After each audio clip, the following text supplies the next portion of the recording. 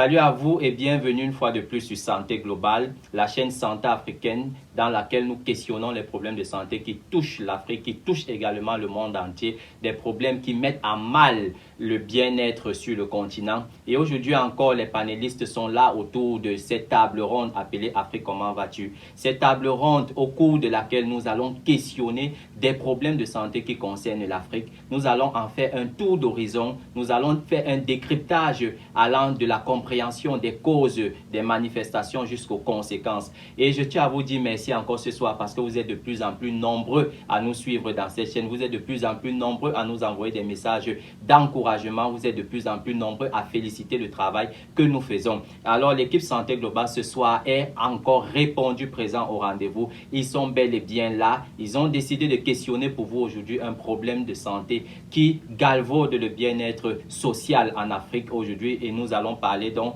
entendez ma voix, de la consommation de la drogue par les jeunes sur le continent africain. Et pour en parler ce soir, l'équipe est toujours présente et je suis accompagné de deux panélistes. Et à ma droite, je commence par ma droite, je vais souhaiter la bienvenue à mademoiselle Guylaine Kenyé. Bonsoir Guylaine. Bonsoir Yves. Bonsoir à tout le monde du plateau. Merci beaucoup Guylaine. En guise juste de rappel, vous êtes communicatrice à Santé Globale, mais vous êtes également biologiste de formation. Est-ce exact? Très bien. Ok. Comment vous allez ce soir? Très bien, très Prête bien. à parler de la drogue en Afrique? Tout à fait. Très bien. Et à ma gauche, j'accueille Madame Flore Bouillap. Madame Flore, bonsoir. Bonsoir, Très bien. Vous êtes Bonsoir tout le monde. psychologue clinicienne et psychothérapeute EMDR. Vous êtes Effectivement. également consultante à Santé Globale. Oui, Ok, vous allez bien? très bien. Et vous? Très bien, très bien. Voilà. Très bien. Alors, les panélistes ayant été présentés, excusez-moi la tautologie, nous allons sans plus tarder commencer cette émission avec la première articulation comme toujours. Nous allons faire un tour pour vous dévoiler ce qui a marqué l'actualité santé sur le continent africain cette semaine. C'est le Round-up de la santé qui est une affaire exclusive de Guylaine. Nous écoutons Guylaine. Qu'est-ce qui a fait le buzz sur la toile? Qu'est-ce qui a animé les masses africaines sur la toile côté santé cette semaine? Au Sénégal, nous avons 453 personnels de santé qui ont été touchés avec 2 décès au cours du premier cycle du Covid-19. Pour le docteur Abdoulaye Bousso du Centre des opérations d'urgence sanitaire, les hommes sont les plus touchés avec un pourcentage de 54%.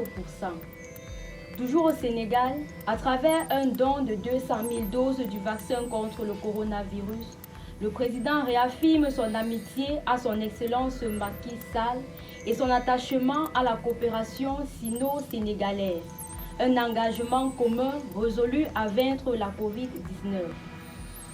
Au Gabon, dans la perspective de la vaccination anti-Covid-19, le Gabon vient de se doter d'un comité de pharmacovigilance dont la mission est de collecter, notifier, enregistrer et évaluer les événements indésirables résultant de l'administration des futurs vaccins.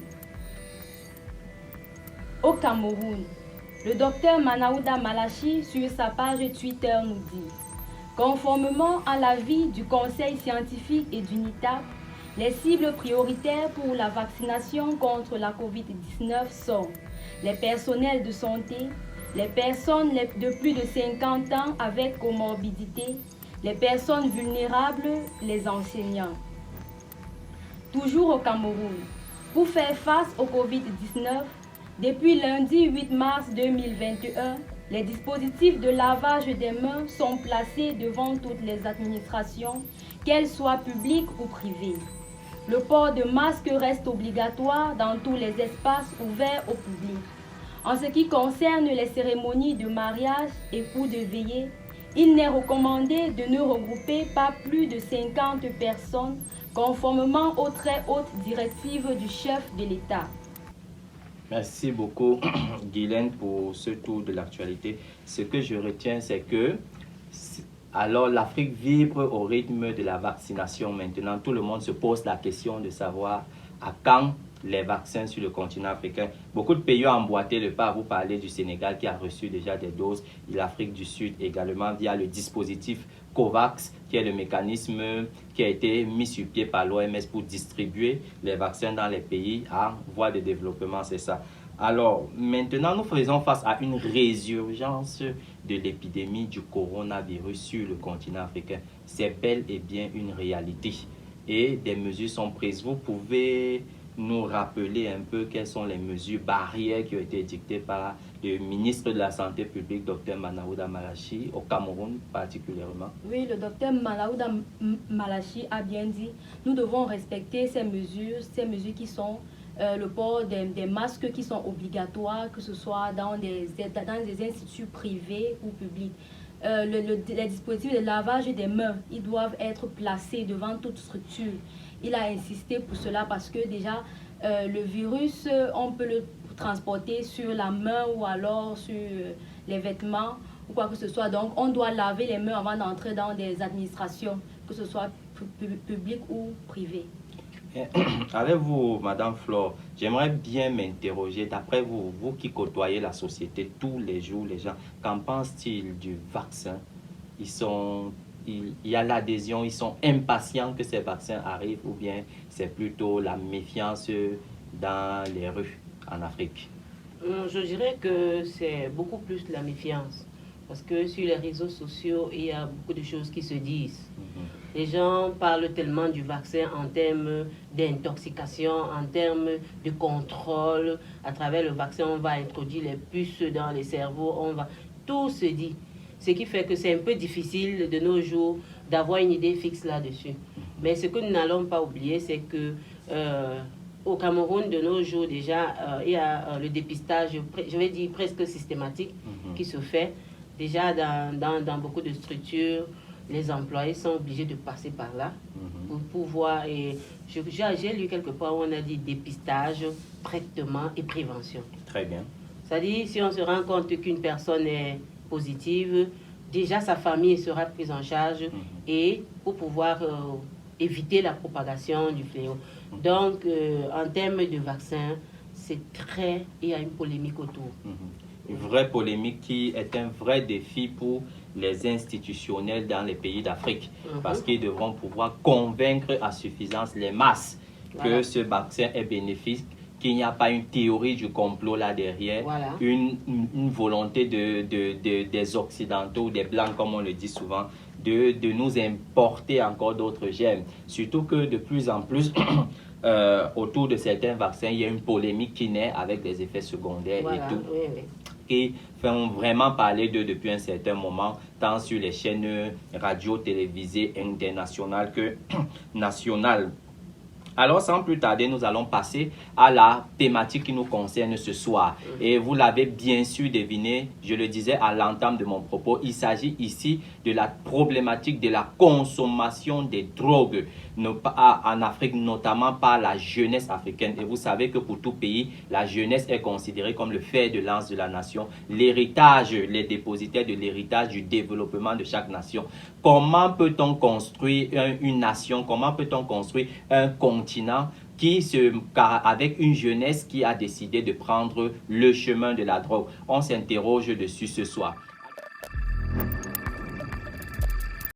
Alors, quelques chiffres, je vais les rappeler pour planter le décor, si vous me permettez, n'est-ce pas? Alors, l'Office, il faut dire que l'Office des Nations Unies contre la drogue et le crime a commis un rapport en juin 2020. C'est le dernier rapport en date que cet Office des Nations Unies qui lutte contre le crime et la drogue sur le plan mondial commet un rapport où il nous informe que l'Afrique enregistre la plus forte augmentation mondiale en termes de consommation de cannabis de cette dernière décennie, c'est-à-dire entre 2010 et 2018 notamment. C'est l'Afrique qui enregistre sur le plan mondial la plus forte consommation de cannabis. Également, quand on parle même des saisies, vous savez, les réseaux de transit de ces stupéfiants-là sont des réseaux bien huilés. Et on n'enregistre que seulement le tramol que nous connaissons. L'Afrique a enregistré 88% des saisies de transit de tramol illicites de par le monde. 88% c'était sur le continent africain. Et quand on parle du continent africain, il faut se le dire, l'Afrique de l'Ouest se taille la part belle. C'est la région d'Afrique qui constitue vraiment le carrefour de transit de ces drogues-là. C'est cette région qui enregistre le plus de nombre de cas de consommateurs de drogue en Afrique. Notamment, on pense au Nigeria, on pense au Ghana, on pense également au Mozambique, où à peu près, il est estimé selon un dernier rapport que 14,5% de la population nigériane consomme de la drogue. C'est pratiquement un Nigérian sur 5 qui consomme de la drogue. L'Afrique centrale n'est pas en reste dans ce mouvement parce que également dans ce même rapport commis par l'Office des Nations Unies pour la drogue et le crime, il note que l'Afrique est en voie de devenir, on estime que d'ici 2050, l'Afrique sera, après l'Asie du Sud, le deuxième pays où on consommera le plus de la drogue.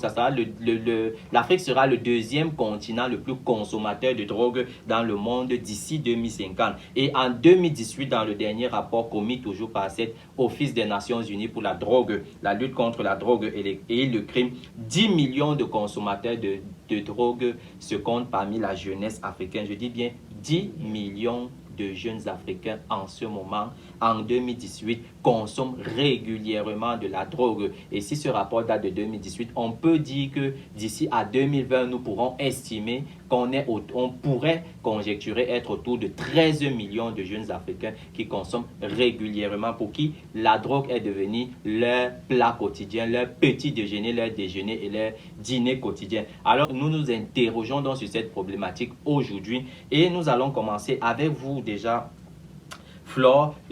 Il faut déjà vraiment cadrer, circonscrire tous les internautes qui nous écoutent. C'est quoi une drogue réellement? Qu'appelle-t-on drogue? D'accord. Je dirais qu'une drogue, c'est déjà une substance chimique ou naturelle qui, lorsqu'on consomme ou lorsqu'on l'utilise, modifie un peu l'état de la conscience et qui, à la longue, peut entraîner une dépendance physique ou même une dépendance psychologique. Bon, on en trouve plusieurs qualités. Il y a des drogues dures, il y a des drogues moins dures. Je vais appeler ça comme ça. Maintenant, en parlant des types, il y a aussi, on peut citer les cannabis, généralement connus dans notre système comme l'herbe. Il y a les gars qui utilisent ça, ils appellent ça l'ontar. Oui. Donc, ils prennent ça, ils peuvent enrouler dans du papier. Et on pense qu'ils sont en train de fumer de la cigarette, alors qu'ils sont en train de consommer une substance naturelle, mais qui a des effets hallucinogènes, qui a des effets qui modifient la conscience, qui modifient le comportement et qui a des conséquences très graves sur la vie future de cette personne. Encore plus grave, si la personne qui consomme ce cannabis est un jeune, puisque son cerveau sera encore en développement. On peut ainsi citer la cocaïne. Dans notre système, on rencontre de temps en temps, je peux dire que c'est la drogue, c'est pour les gens appartenant à une certaine classe. Parce que ce n'est pas tout le monde qui peut avoir la cocaïne à sa portée. Il y en a, mais à faible dose. La plus grande quantité je vais utiliser le terme drogue, c'est le tramadol, qui malheureusement est un produit qu'on utilise pour nos malades, pour soigner la douleur, mais qui aujourd'hui est devenu monnaie courante dans les établissements scolaires. Les enfants se passent les comprimés de tramadol dans des bouteilles d'eau, dans les bouteilles de jus, et c'est devenu vraiment, c'est vraiment une monnaie courante, comme je dis. Donc, il y a, comme j'ai dit tantôt, il y a plusieurs qualités de drogue. Les drogues dures, dites dures, sont des drogues qui modifient le comportement à long terme et qui ont des conséquences graves sur le physique ou bien sur le psychique de la personne. Et les drogues qui ne sont pas dures sont des drogues qui peuvent avoir des effets spectaculaires, mais qui n'ont pas de conséquences graves sur la physiologie de la personne qui la consomme. Effectivement, et je suis très d'accord avec vous, on peut appeler ici drogue toute substance qui est de nature à modifier, tel que vous le dites, les perceptions, les émotions, les sensations et même l'état de conscience de la personne qui consomme cela, pouvant donner lieu à des états de paranoïa, à des hallucinations et d'autres manifestations pour le moins anormales dans la vie, la vie en société. Bon, on peut également le dire, il est important de préciser que nous parlons ici des drogues illicites parce qu'il y a deux grandes catégories de drogues. Il y a les drogues licites qui sont ces drogues-là qui sont autorisées, légiférées pour être consommées. Notamment, nous avons l'alcool, nous avons le tabac et nous avons maintenant les drogues illicites. Et c'est particulièrement sur ces drogues illicites que nous nous intéressons aujourd'hui sur ces drogues illicites. Vous avez cité tantôt la cocaïne, vous avez cité tantôt le cannabis, vous avez cité tantôt l'héroïne. Il y a également, on retrouve d'autres grands types de ces drogues, à savoir les méthamphétamines, par exemple, l'ecstasy, le LSD et tous ces différentes drogues-là. Mais avec vous, Guylaine, également, ayant dit cela, je m'intéresse de savoir réellement ces drogues, comment en est-on arrivé là?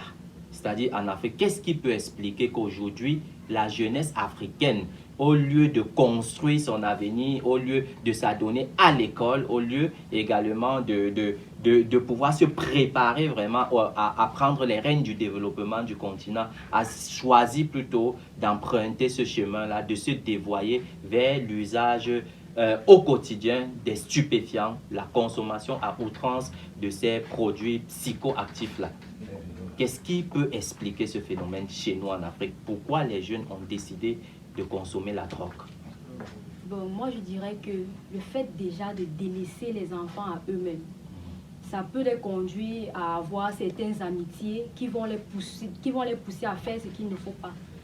Pour des parents, par exemple, qui n'ont pas le temps de surveiller leurs enfants à la maison, qui n'ont pas le temps de questionner l'enfant lorsqu'il rentre, ça peut pousser l'enfant à aller faire du n'importe quoi et puis l'enfant ne pourra pas venir à la maison dire que maman, j'ai vu ceci dehors, j'ai vu cela dehors. Donc, le fait déjà de délaisser les enfants, c'est un problème pour la société.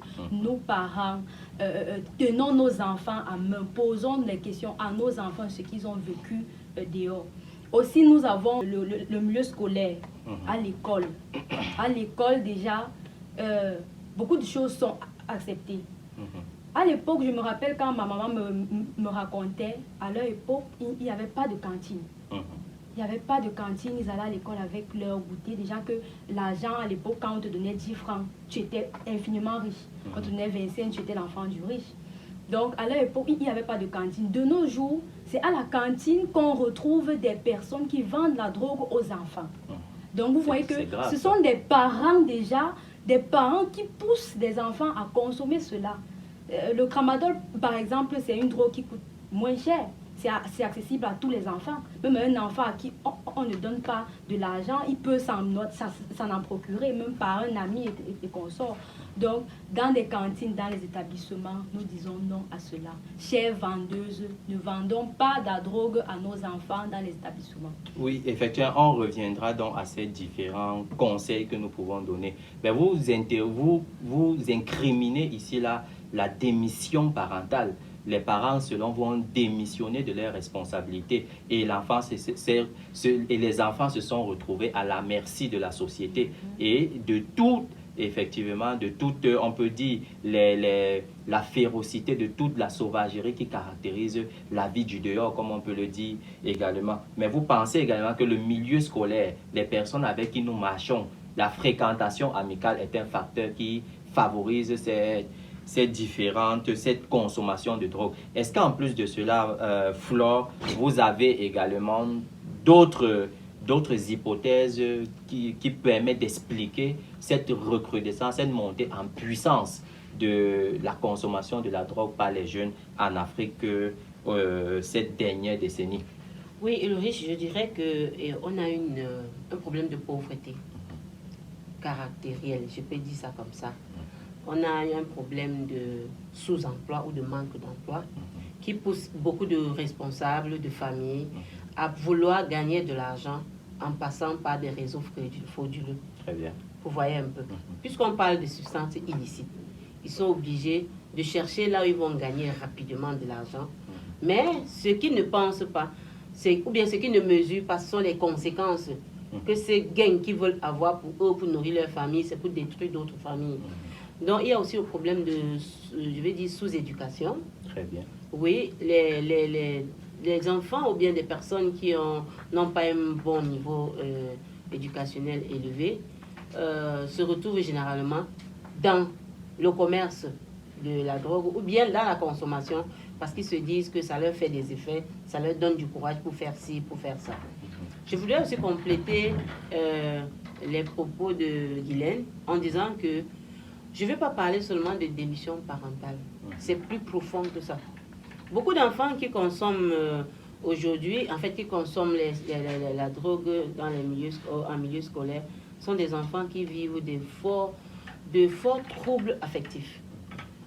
Il y a de cela 3 ans, on a fait une enquête, je vais dire comme ça, une descente dans les lycées de Yaoundé. On avait fait environ 10 lycées de la ville. Et chaque matin, lors de la ronde, le lundi matin, il fallait qu'on échange avec les enfants des lycées et tout. Et après cela, on faisait des petits entretiens.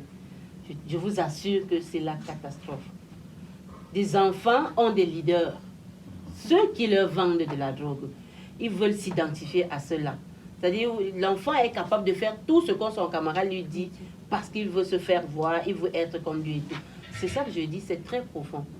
Par contre, si le parent était présent, si le parent observe son enfant, il va se rendre compte déjà quand l'enfant va, voilà. Donc on va avancer, lorsqu'on va parler ou bien des manifestations, ou bien de ce que la drogue fait dans le corps, comment savoir qu'une personne a consommé et tout. À ce moment-là, je crois qu'on va dire des choses qui vont attirer l'attention des parents pour qu'ils, voilà. Très bien. On revient donc également sur le rôle central du parent comme pièce maîtresse dans la construction de ce phénomène dans la société. Mais alors, je prends par exemple un cas. Ne pensez-vous pas que l'adolescence comme période sensible de la vie de tout être humain a également son rôle? Vous savez, naturellement, l'adolescence, l'enfant peut être porté à expérimenter des sensations nouvelles, des choses nouvelles. N'est-ce pas également un facteur qui peut expliquer ce dévoiement vers la consommation de la drogue? C'est un facteur qui peut effectivement expliquer, mais la conséquence directe, c'est quoi? Nous avons été ados aussi. Pourquoi nous n'avons pas consommé à notre époque? Est-ce qu'il n'y avait pas de drogue? Et s'ils sont avec des amis et que dans cette amie, c'est juste un effet de mode là-bas, ils veulent juste s'identifier, être acceptés par le groupe. Je voudrais dire que l'adolescence a cette part de responsabilité parce que c'est une période de crise. C'est une période où l'enfant est dans l'agir. L'enfant découvre le nouveau corps, le cerveau n'est pas suffisamment mature et le corps trompe l'enfant. C'est ce qu'on dit de manière terre à terre.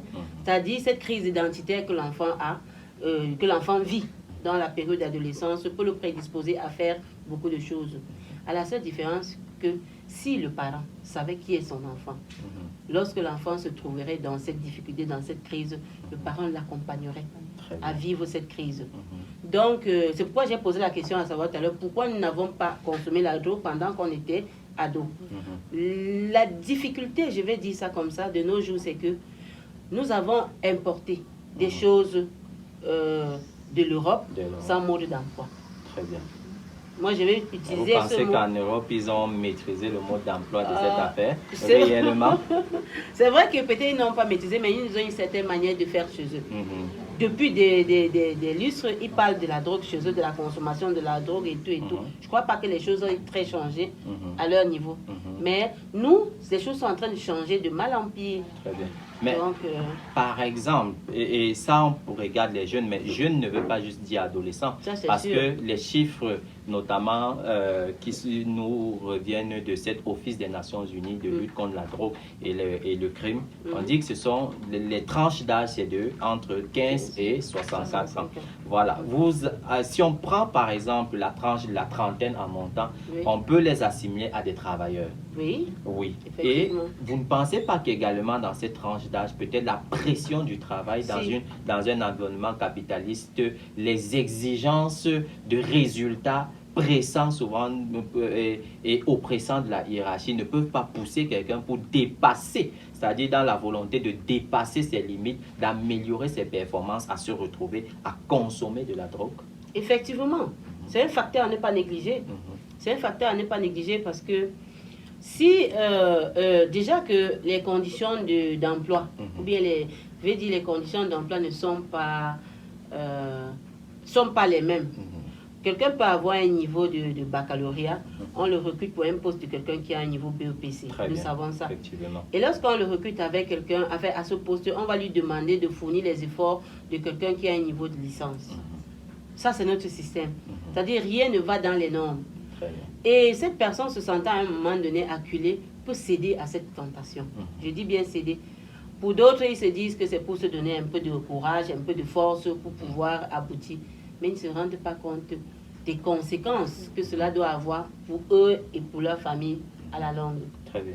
Et je pense, vous comme mademoiselle Guylaine avez pointé du doigt au départ la responsabilité parentale. Que tout a commencé parce que les parents ont tourné le regard sur la vigilance qu'ils devaient, à l'œil vigilant qu'ils devaient avoir sur leurs enfants. Mais j'aimerais également, en tant que santé publique, m'interroger si la drogue est dans notre environnement.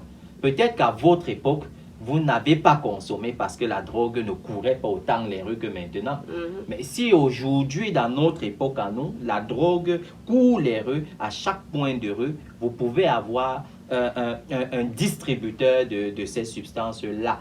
Est-ce qu'on ne peut pas également tourner le regard avec vous, Guylaine, du côté du gouvernement, des politiques, de la sécurité aux frontières, de tout cet appareillage de veille concernant l'entrée des stupéfiants sur le continent africain? Parce qu'on se le dit, que l'Afrique de l'Ouest serait le carrefour de transit des stupéfiants venant de l'Asie du Sud, venant de l'Amérique du Sud, pour l'Afrique déjà même, et vers les pays européens et l'Amérique du Nord. Est-ce qu'on ne devrait pas aussi incriminer une mafia qui pourrait se jouer à l'intérieur? Les politiques on ne pourrait pas les taxer de complices? Je ne dirais pas les taxer de complices parce que vraiment, c'est aller trop fort. Mais je dirais que le gouvernement, déjà, ils savent. Ils savent que les drogues arrivent au pays. Mais comment faire alors pour dire à nos enfants ne consommons pas? Il devrait déjà, quand même, selon le bon sens. Vous savez que le gouvernement, les institutions sont garants de la protection des civils. Exactement. Et ils devraient prendre des mesures pour bloquer les drogues aux frontières, pour bloquer l'entrée, pour proscrire, pénaliser ça, c'est-à-dire durcir l'appareil pénal autour de cette consommation-là. Vous ne pensez pas que si également ça court les rues, dans les établissements, dans les quartiers, dans les points de récréation tels que les snack bars, les boîtes de nuit et autres, ça circule, c'est parce qu'il y a une trop grande tolérance gouvernementale sur cette question? Ils ne sont pas tout autant fautifs que les parents, d'après vous? Oui, ils le sont, naturellement. Mais les drogues, quand ils arrivent au pays, moi, je pense que c'est de façon vraiment... Pas des couloirs mafieux. Exactement. Pas le marché noir. Exactement.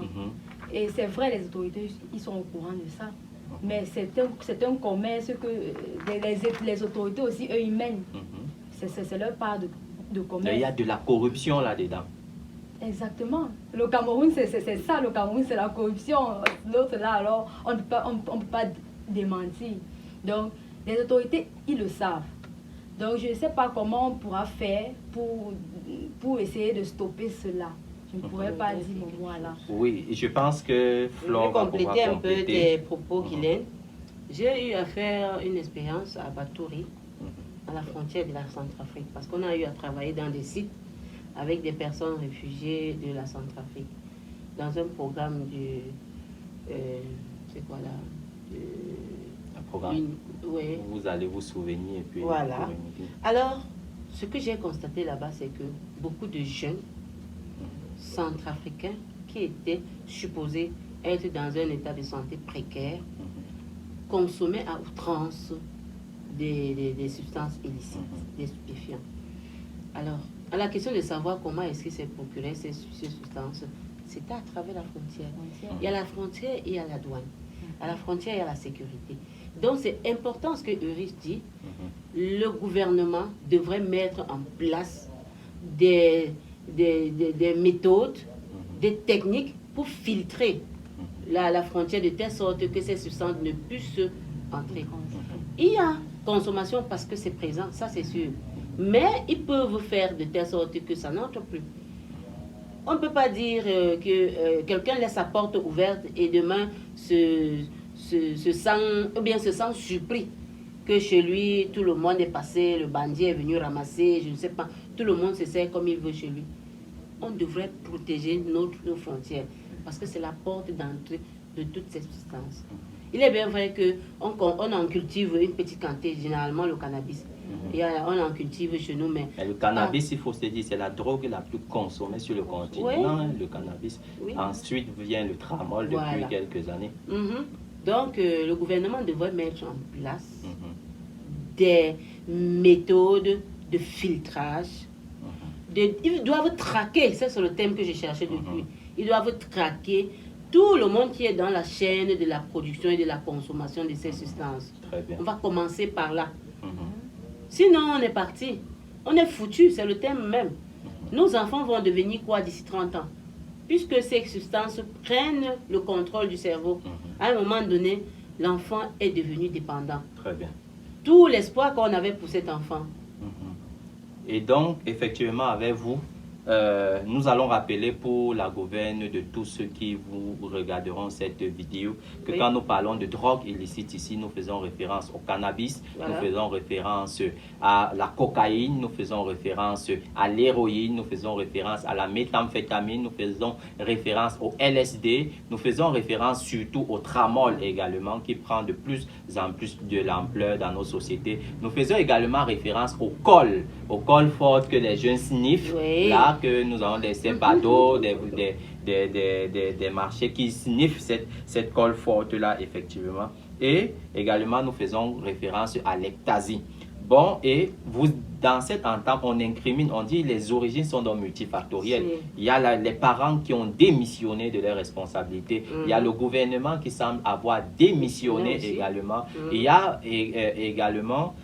comme autre responsabilité, le chômage qui est envers la pression sociale et la pression au travail. Nous avons également le désir de l'enfant de pouvoir s'identifier à un groupe, d'appartenir à un groupe et donc pour s'intégrer, de fonctionner comme ce groupe-là à l'adolescence. Le désir de pouvoir faire des expériences et également partant par là. Alors, en fait, c'est toute cette soupe-là qui explique que l'émergence accrue et puis l'effet de mode. Vraiment, quand on regarde maintenant les chaînes télévisées câblées, on se rend compte que c'est là, on veut ressembler aux Blancs et on a choisi d'importer plutôt ce qu'il y a comme vice de ce côté-là. Et si également la jeunesse africaine prenait exemple sur ce qu'il y a de plus vertueux de ce côté-là, qui pourrait être servi de levier pour développer le continent, alors ce serait vraiment une très bonne chose. Mais alors on va s'interroger maintenant. On a parlé de la drogue. En attendant que les choses changent, comme on va dire, il faut bien pouvoir agir. En attendant que les choses changent d'elles-mêmes. Alors, mais comment reconnaître? Comment reconnaître une personne qui se drogue? Comment avoir quelqu'un en face de nous et être certain que cette personne se drogue? Quels sont les signes qui montre qu'une personne se drogue? Et je pose cette question pour la gouverne des parents. Vous pouvez avoir un enfant à la maison qui arrive. Comment savoir que cet enfant a commencé à se droguer depuis un bout de temps? Si vous êtes parent, si vous êtes tuteur, si vous avez un petit frère, une petite soeur, comment savoir si il ou elle a commencé à se droguer? Ok, très bonne question. Parce que on parle de la drogue. Mais c'est très facile, on n'a pas besoin d'être un expert pour pouvoir identifier une personne qui vient de consommer ou qui a l'habitude de consommer. Déjà, je vais parler de quelqu'un qui vient de consommer la drogue. Il y a des drogues qui agissent quelques minutes directement après la consommation. Le premier signe, c'est le regard qui devient tout rouge. Le regard devient rouge et... la personne aussi peut avoir l'habitude, peut sniffer tout le temps. Elle est tout le temps en fait. Oui. la personne fait cela. La personne aussi peut avoir une tendance à parler. Si vous connaissez bien votre enfant, vous allez vous rendre compte que quand l'enfant est shooté, c'est le thème. Lorsque l'enfant est vraiment dans les vapes. L'emprise de ces stupéfiants. Oui, lorsqu'il est dans les vapes, vous lui posez une question. Maman, je ne sais pas. Il plane. Tu dis, il plane. C'est-à-dire l'enfant parle avec un rythme. Vous pensez qu'il est en train de mesurer ses paroles. Il fait d'énormes efforts pour sortir les mots. C'est juste parce que là, dans la tête, il plane, comme Eurus vient de dire. Donc, il y a cette lenteur dans la parole. Un autre enfant va plutôt parler rapidement. Très rapidement. On parle de l'état d'euphorie. Voilà. L'autre va juste parler speed, speed, speed. Et un autre va avoir cette difficulté à s'exprimer. Il va y aller doucement. Il y a ce regard qui est rouge, parfois lamaillant, il sniffe aussi. Pour d'autres même, il y a la fuite du regard. Quand il vous parle, il baisse la tête. Il ne veut pas vous fixer. Parce que si vous fixez, il a comme l'impression que vous allez le cerner.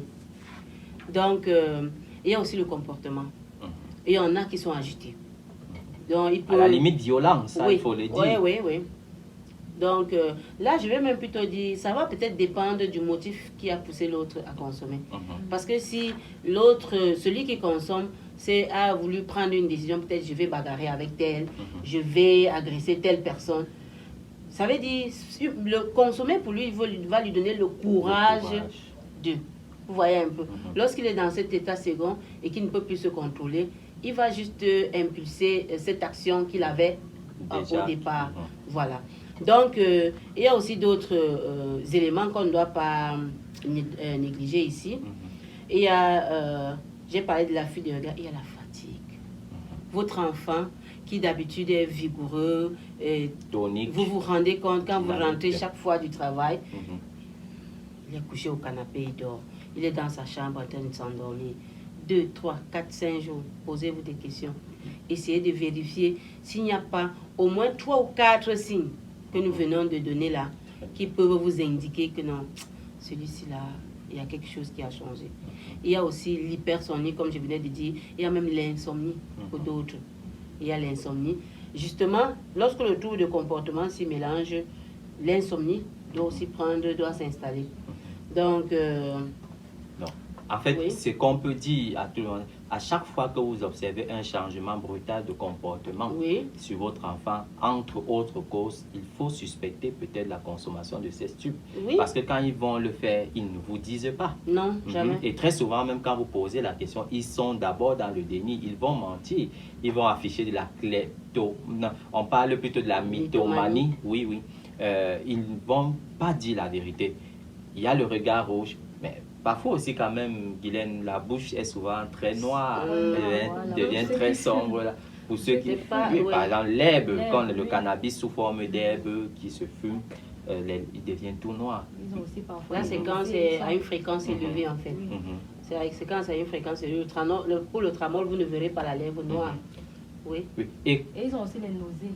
Effectivement. Les enfants, ils sont souvent en train de cracher tout le temps. Voilà. Problème d'appétit aussi. Voilà. La perte problème de digestif. poids. Ces enfants, ils sont souvent trop secs là. Et pourtant, ils mangent. Voilà. Oui, ils mangent. Donc, pour chaque parent, pour ce parent qui constate que mon enfant qui était très calme, qui était posé, qui était dynamique, qui était jovial, subitement perd de l'intérêt à être avec nous, dont le tissu social commence déjà à se déchiqueter sans raison apparente, qui de temps en temps développe un comportement, on va dire à la limite violent. Il a un tempérament agressif alors qu'auparavant il n'avait pas. Et son regard peut changer, il peut avoir cette dilatation de papille ou bien de temps en temps il a le regard rouge.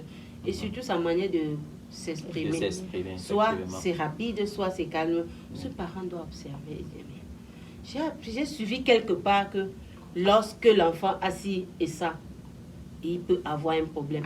Là, il s'intéresserait un peu plus, même si en posant la question, l'enfant ne doit pas lui dire la vérité, mais qui pose déjà la question et qui continue d'observer son enfant pour vérifier si C'est sa pensée qui lui joue des tours où effectivement il y a quelque chose dont on devrait s'inquiéter. Très bien, chers parents, chers tuteurs, chers aînés, vous êtes donc suffisamment avisés. Vous devez reconnaître et toujours scruter le comportement de tous les enfants qui sont chez vous pour pouvoir déceler quand il est encore très tôt et quand on peut encore tout changer, quand on peut encore tout arranger, des comportements qui sont de nature à suspecter que l'enfant se drogue. Mais avec vous, Guylaine, la consommation de drogue, elle n'est pas sans conséquence, vous êtes d'accord? Tout à fait. Et quelles sont donc les conséquences à craindre que chaque personne, parce que parmi ceux qui nous regardent, il y aura des gens qui se droguent également, quelles sont les conséquences peut-être qu'ils ignorent, mais auxquelles ils s'exposent s'ils d'aventure ils perpétuent cette pratique nocive pour eux-mêmes et pour la société en général? Oui, Ulrich, je m'adresse là présentement à nos jeunes. Parce que déjà, vous consommez des trucs à l'instant T, vous avez du plaisir, vous avez l'opportunité de faire ce que vous voulez, mais vous ignorez ce qui viendra après. À la longue, vous vous exposerez à beaucoup de choses, comme par exemple les troubles psychologiques, les cancers du poumon, le VIH-Sida, pour ceux qui prennent de l'héroïne, parce que l'héroïne, ce n'est pas injection. Le VIH-Sida, et généralement, ils utilisent une seule sirène. Exactement, l'hépatite. L'hépatite C, B même. Et puis, on peut aussi avoir les problèmes cardiaques, les troubles psychologiques, les troubles du sommeil, de la mémoire et consorts. Mais en plus de ces différents troubles, Flore, est-ce que nous, on a souvent l'habitude, quand on les reçoit à l'hôpital, d'identifier souvent des conséquences sur le plan aigu, parce qu'au décours d'une prise, comme ils appellent souvent, ils peuvent manifester entre autres, au-delà de la violence, ils peuvent manifester entre autres, par exemple, on a eu des personnes qui se sont évanouies, on a eu des personnes qui se sont mis à convulser, on a eu des personnes également qui se sont sous l'emprise vraiment après être arrivés au 7e siècle, ils ont plané et ont fait des chutes.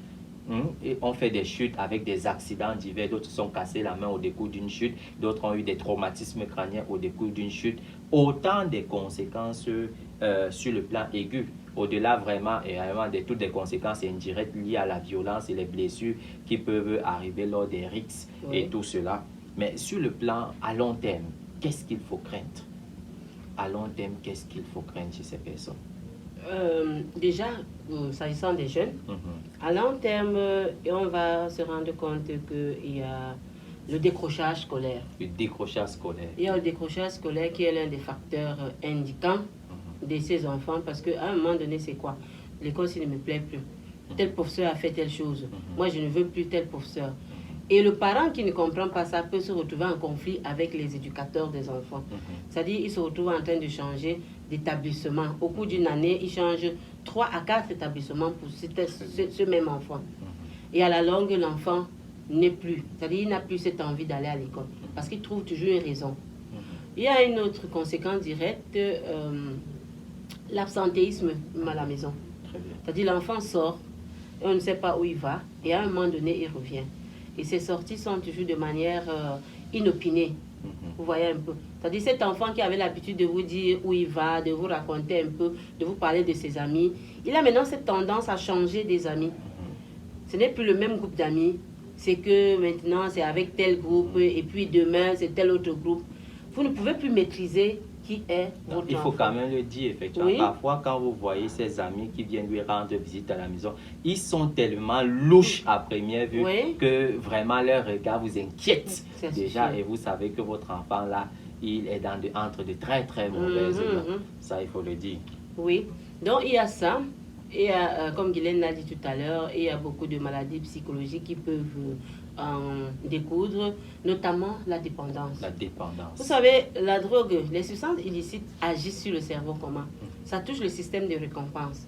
Lorsqu'on a du plaisir à faire quelque chose, c'est que ce système répond à la stimulation. On a stimulé, ça a donné le plaisir. Maintenant, lorsqu'on stimule, on surstimule ce système. Le système fournit beaucoup d'efforts pour nous donner le plaisir. Et lorsqu'il fournit autant d'efforts, c'est-à-dire le maximum d'efforts, à un moment donné, il atteint le seuil de tolérance. Il est saturé. Et lorsqu'il y a ce seuil de tolérance, il vous dit, je ne donne plus rien. Vous voyez un peu. C'est-à-dire, on est obligé d'en consommer énormément, mais on n'a pas la satisfaction attendue. Parce que le corps est épuisé. Le niveau de stress est énorme et il y a la dépendance. Il n'y a plus rien à faire. Il faut passer par une thérapie pour pouvoir déconstruire ce qui a déjà été mis en place. Et dans la majorité des cas, les parents ne comprennent même pas qu'il faut effectivement soigner cet enfant. Ils se disent que la drogue, c'est s'asseoir là et dire à l'enfant ne consomme pas, pourquoi tu consommes et tout ça. C'est un problème plus profond que ça. Donc, il y a les maladies qui se développent. Il y a la dépression. Dépression, effectivement. Oui, il y a la dépression. Et comme je dis souvent, la dépression, c'est un trouble affectif. Pour beaucoup d'enfants, même s'ils sont en train d'imiter les pères, il y a cette tendance, ce manque affectif que ces enfants attendent de leurs parents, qui les pousse maintenant à chercher le réconfort dans ces substances. Généralement, sous le conseil des amis. Quand moi je me sens comme ça, je prends quelques comprimés et puis je me sens bien. Quand les maths sont durs, lorsque je prends 2 comprimés, j'ai la force et puis je comprends vite les maths et tout ça. Vous voyez un peu. Donc, il y a la dépression qui s'installe, qui est une maladie psychique, psychologique, un fort trouble qui peut amener au passage à l'acte si jamais on ne soigne pas. Demain, on peut se retrouver avec un enfant suicidaire. Qui se suicide, effectivement. Vous voyez un peu. Donc, il y a beaucoup de conséquences. Il y a beaucoup de conséquences. Il y a même beaucoup de personnes qui abusent de leurs frères à la maison ou de leurs sœurs parce qu'ils sont sous le contrôle des substances. Effectivement, beaucoup d'études montrent un lien entre une déviance dans les comportements sexuels, notamment l'hypersexualité et en lien avec la consommation de ces stupéfiants. Et comme Guylaine l'a dit tout à l'heure, cette hypersexualité qui très souvent elle est non protégée et qui fait dans le lit de toutes les maladies sexuellement transmissibles que nous connaissons, le VIH, l'hépatite B, l'hépatite C, et fait la syphilis, et j'en passe. Mais également, je tiens à dire, et là c'est le médecin qui parle à toutes les personnes qui se droguent sur la société africaine et partout ailleurs, qu'au-delà même de ce qui a été cité, sur le plan des conséquences sur votre santé, il faut savoir qu'une consommation chronique de drogue vous expose à des troubles sexuels, c'est-à-dire on parle de l'impuissance chez l'homme et de la frigidité chez la femme, mais également à l'infertilité. Parce qu'au moment où vous voudrez avoir des enfants, vous n'en pourrez plus, tout simplement parce que les drogues que vous avez pris auront détruit vos mécanismes de l'appareil reproducteur. À côté de ça, il y a les maladies cardiovasculaires. Parce qu'effectivement, le taux de maladies cardiovasculaires parmi les drogués est très important. L'hypertension, les AVC, le diabète et sans oublier, comme Guylaine l'évoquait tout à l'heure, les cancers. Parce qu'effectivement, quand on regarde par exemple une drogue comme le cannabis qui contient effectivement un certain nombre de substances qu'on retrouve dans la cigarette, notamment le goudron, on a remarqué que cette substance-là également donnait, après une certaine durée de consommation, des cancers, que c'était associé à des cancers. Nous avons également des cas de mort subite. Nous avons également les cas de mort subite, de crise cardiaque qui peuvent vous arriver. Donc, il faut faire très attention. Et la consommation de la drogue, cette drogue-là peut également entraîner une baisse de votre vue, c'est-à-dire pouvant vous mener jusqu'à la cécité, et également une baisse de votre audition.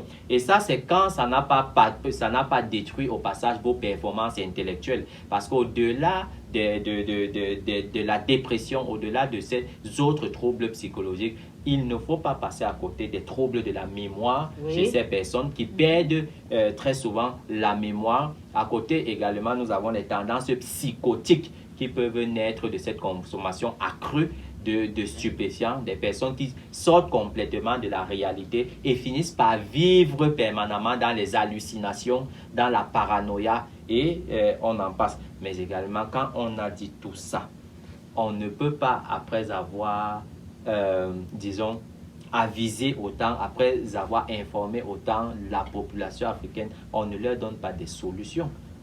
Il faut bien leur donner des solutions. Comment faire? pour lutter contre ce phénomène? Non, avant même d'y arriver, Madame Flore, vous avez parlé du décrochage scolaire. Oui. Je vais revenir une digression là-dessus, du décrochage scolaire. Il n'y a pas également de conséquences au-delà de la vie scolaire et même sur le plan professionnel, une carrière sur le plan professionnel. La drogue ne condamne pas tel celui qui le consomme définitivement à être un rien dans la société. Bien sûr. Ou peut-on... Conséquences directes. Surtout celui qui a eu... qui a laissé, qui s'est retrouvé peut-être dans l'addiction, ne pense plus à rien d'autre qu'à consommer. Où sont ses projets? Tout l'argent qu'il peut gagner, il mettra dedans. Mais bien sûr. On dit addict à quelque chose. Ce n'est que cette chose-là. Celui qui est addict au jeu, c'est quoi? Donc tout son argent, tout son salaire, celui qui est addict à quelque chose, ce n'est que cette chose-là qui nous une commande. obsession, On va dire une ça compulsion. Oui, c'est une compulsion. Donc, cette personne qui aujourd'hui est dans la consommation abusive des substances illicites ne peut rien faire de sa vie. Déjà, il y a un problème de concentration, une baisse d'attention. C'est-à-dire, même au niveau de son travail, il peut avoir un accident du travail dû à la consommation des substances. Donc, il y a beaucoup de conséquences directement liées à la profession. Et je vous assure que la drogue ne peut que faire du mal. Ça ne peut pas permettre à quelqu'un d'être champion quelque part, d'être premier dans une matière, ça détruit, ça diminue les capacités intellectuelles. Effectivement. Du cerveau. Effectivement. On retient donc là que ce n'est certainement pas avec la drogue que la jeunesse africaine va développer le continent. Alors, on va aborder maintenant l'aspect des solutions. Parce qu'il faut bien que sur le plateau d'Afrique, comment vas-tu, on donne également des solutions. Évidemment. Mais en santé publique également, qui est notre domaine, les solutions sont tout d'abord préventives. Alors, je vais vous poser la question, Flore. Oui. Comment faire? Nous avons également des parents qui ont des enfants qui n'ont pas encore consommé de la drogue, mais qui peuvent être déjà tentés, peut-être sous le coup de la séduction et qui envisagent le faire. Comment faire si on a chez soi un enfant qui n'a pas encore consommé de la drogue? Que faire pour que jamais, au diable jamais, il ne finisse par passer à l'acte et faire la première expérience avec la drogue? Comment l'entretenir pour que jamais il ne finisse par Je vais vous surprendre. Ces parents doivent tout simplement donner de l'affection à cet enfant. Un bien grand mot, c'est quoi cette affection dont vous parlez? Justement, ça fait partie des éléments éducationnels que le parent doit donner à son enfant. Vous savez à quel âge on commence à éduquer un enfant? Vous allez certainement nous dire. Dans le ventre. Dans le ventre. On commence à parler à l'enfant lorsqu'il est là à l'intérieur. Et lorsqu'il sort du ventre, on lui parle, on lui parle, on lui parle. À l'âge d'1 an, où l'enfant est en train d'explorer le monde, il se rend déjà compte qu'il est différent de sa maman, il s'identifie déjà. Lorsqu'il commence à explorer son monde, nous, en tant que parents, on devrait explorer ce monde avec lui. Avec lui, très bien. Vous voyez un peu. Ce n'est que comme ça qu'on peut savoir ce que notre enfant aime, comment il aime et comment on va lui retourner cet amour. Lorsqu'on met l'enfant, qu'on inscrit l'enfant à l'école, au premier jour, c'est nous qui partons accompagner l'enfant. Lorsqu'il revient, qu'est-ce qui s'est passé? Tu étais assis à côté de qui? Comment est-ce que tu as eu un ami? Comment est-ce qu'il s'appelle et tout? C'est-à-dire, vous, en tant que parent, vous devez avoir tous les éléments qui constituent le monde de votre enfant. Le monde scolaire, vous ne fréquentez pas, mais à la maison, vous avez tous les éléments. Donc, on ne va pas attendre que cet enfant arrive à l'âge pré-ado ou à l'âge d'adolescence pour commencer à dire qui est ton ami, machin. On doit commencer à la base. Et ce n'est que comme ça, quand cet enfant saura que mon parent m'aime avec mes bêtises. Quoi que je fasse, mon parent m'aime. Si je rentre avec un de moyenne, même si papa me fouette, je dis n'importe quoi, papa va lui demander pourquoi qu'est-ce qui a manqué pour que tu te retrouves avec un de moyenne, comme on dit généralement. Pourquoi tu t'es retrouvé avec 2 en mathématiques? Est-ce qu'il y avait quelque chose qui t'a manqué? Qu'est-ce que je peux faire pour t'aider? Ce parent-là, il est différent de cet autre qui dit « Mais après tout ce que je te fais dans cette maison, tu as les grands livres de mathématiques, tu as les meilleurs répétiteurs du monde, et puis tu reviens avec 10 de moins, mais c'est pas possible ça. » Vous vous rendez compte? Ce parent, lui, il se fait plaisir. Il ne fait pas plaisir à l'enfant. Parce qu'il ne demande pas à l'enfant de quoi l'enfant a besoin. Vous voyez un peu. C'est d'abord ça. C'est-à-dire cette relation-là, c'est savoir de quoi l'enfant a besoin et de lui donner ça à la manière dont on peut donner. Certes, il y a des récompenses négatives quand l'enfant fait des bêtises. Savoir comment dire à l'enfant tu t'es mal comporté, savoir comment punir l'enfant, mais ne pas le punir toujours à l'extrême. Lui donner ce qu'il va supporter, lui permettre de comprendre, j'ai eu à faire cette erreur aujourd'hui. C'est normal que tu te trouves à ce niveau aujourd'hui parce que voilà, telle chose a manqué. Dorénavant, dès que tu vas arriver là, il y a un écueil là, il faudrait contourner cet écueil. Donc, donner de l'affection, écouter l'enfant, comprendre l'enfant. Effectivement, donner de l'affection, écouter, comprendre. Oui. Autrement dit, être présent dans la vie de cet enfant-là. Effectivement. Mais vous avez certainement des petits frères ou des petites sœurs. Qu'est-ce que vous pensez, vous pouvez leur dire quand ils vont à l'école chaque jour pour éviter, parce que vous avez parlé de l'environnement scolaire qui dévoie les enfants, la mauvaise compagnie et tout. Qu'est-ce que vous leur dites quand ils vont à l'école? Comment les mettez-vous en garde pour que jamais ils ne se retrouvent nez à nez avec ces stupéfiants-là? Moi, je dis toujours à mes petits frères, l'amitié n'est pas forcée. Oui, l'amitié n'est pas forcée. Tu n'es pas obligé de marcher avec quelqu'un parce qu'il t'a obligé. Donc, choisissons. C'est aussi fort, je vous renvoie la force. C'est très fort. Il faut bien choisir ses amis, mais l'amitié n'est pas forcée. L'amitié n'est pas forcée. Tu n'es pas obligé d'être ami avec quelqu'un. Choisis tes amis. Choisis avec qui tu peux marcher. Choisis celui qui a un comportement pareil au tien. Choisis celui qui réfléchit dans la même longueur d'onde que toi. Donc, c'est ce que moi, je peux conseiller aux enfants qui vont à l'école. Choisissez vos amis. Ne vous laissez pas influencer par un groupe d'amis qui vous diront tu dois marcher avec nous, sinon on va faire ceci, on va te taper à la rentrée. Non. Choisissez vos amis. C'est ce que je peux leur demander de faire. Mais effectivement, on a également pointé du doigt les institutions, les gouvernements. Ils n'ont pas leur part, leur part de dé à jouer là pour que on ait des solutions vraiment claires et concrètes à l'échelle macro, à l'échelle des nations, à l'échelle du continent pour lutter contre le transit. Parce que, comme je le disais encore, l'Afrique de l'Ouest est devenue le carrefour de transit de toutes les drogues qui arrivent en provenance de l'Asie, en provenance de l'Amérique latine vers l'Europe et vers l'Amérique du Nord. Que peuvent faire les gouvernements pour réellement mettre stop ou réfréner ce phénomène de plus en plus grandissant avec les mafieux, les réseaux mafieux, le crime, comme vous appelez, le syndicat du crime organisé qui monte en puissance sur le continent africain? Oui, que dire aux institutionnels? Comme Flo a dit, on doit déjà contrôler ce qui entre au pays. On doit mettre de l'accent sur nos frontières, on doit mettre de la garde sur nos frontières. Là, c'est dans le domaine, en gros, dans le continent africain. Mais maintenant, en parlant des institutions, moi, je dirais que on doit déjà, les institutions ou alors les écoles ou le gouvernement même en général, ils doivent mettre sur pied des campagnes de sensibilisation. Je ne sais pas s'il va appeler ça campagne, mais des cérémonies au cours desquelles on invite des enfants, on invite des jeunes filles comme garçons, parce qu'on ne peut pas seulement incriminer les garçons, parce que déjà ce sont les femmes déjà qui en consomment même plus. Donc, faire des cérémonies au cours desquelles ils sont invités, les amener à parler, les amener à eux-mêmes à nous dire quelles sont les conséquences auxquelles ils s'exposent en consommant cela. Par exemple, il y a une grande salle à la Croix-Rouge, on peut bien faire ça là-bas.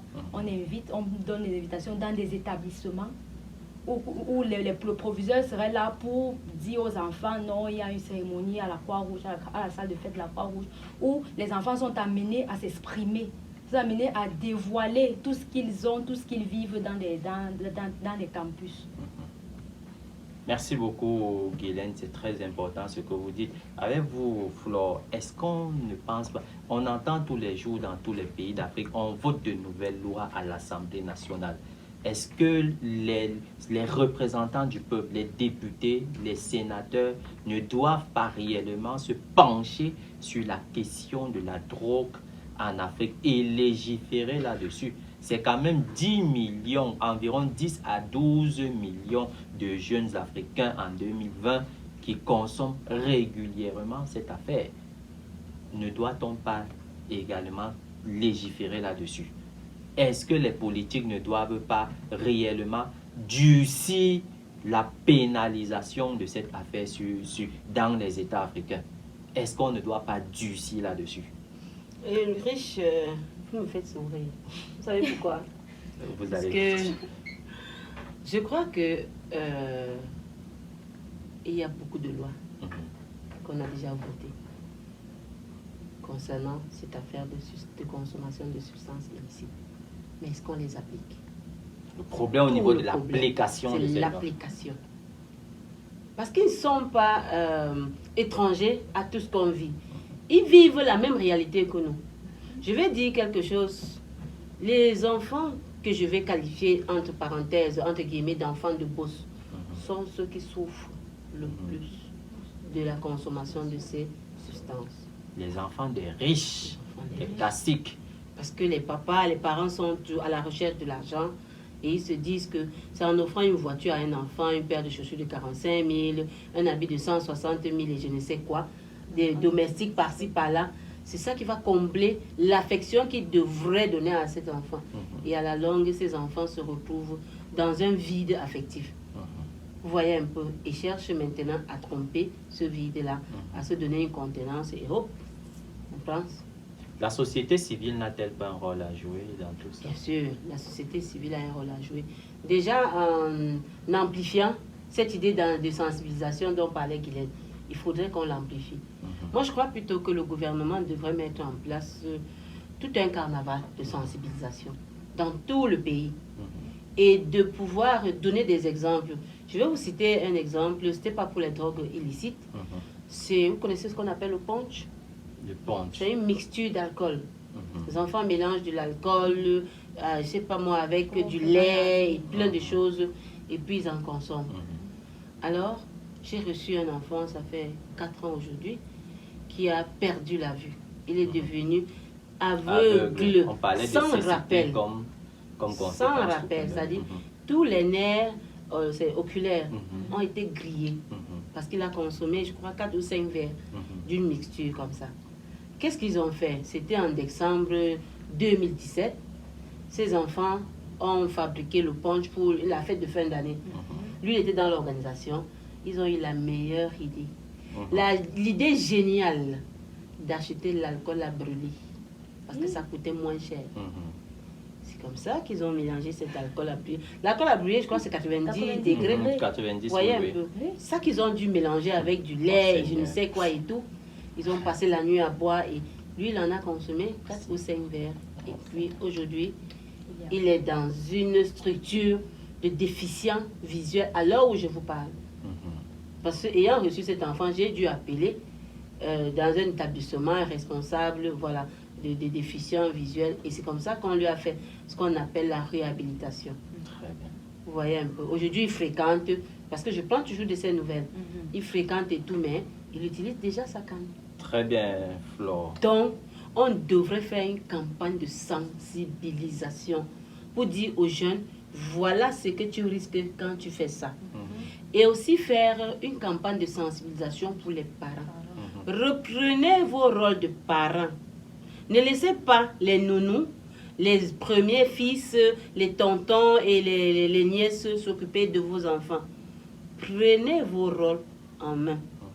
Soignez vos enfants affectivement, émotionnellement, tout ce que vous pouvez faire, mais ne mettez pas l'argent devant. Très bien. L'enfant ne demande pas de l'argent à son parent, l'enfant lui demande de l'amour. Aimez tout court vos enfants.